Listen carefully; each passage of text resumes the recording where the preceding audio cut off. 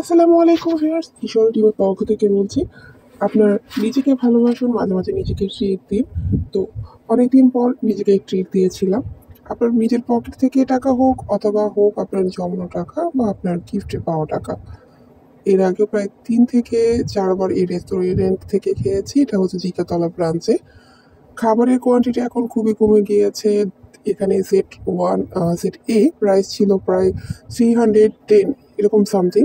আর কোকের বদলে তারা দিয়েছে আমাকে কিনলে পানির একটি বোতল। খুবই আহত হয়েছি। আর হচ্ছে চিকেন একেবারেই বাসি। এত কষ্ট করে আসলে বাসি খাবার বা এরকম খাবার না খেয়ে বাড়িতে তৈরি করা বা অন্য রেস্টুরেন্টের খাবার খাওয়াই বেস্ট, যদি আপনার কষ্টের টাকা হয়ে থাকে। তো ভালো লাগলে চ্যানেলের সাবস্ক্রাইব করে রাখুন, পরবর্তী ভিডিও দেখুন। আশা করছি আপনাদের ভালো লাগবে।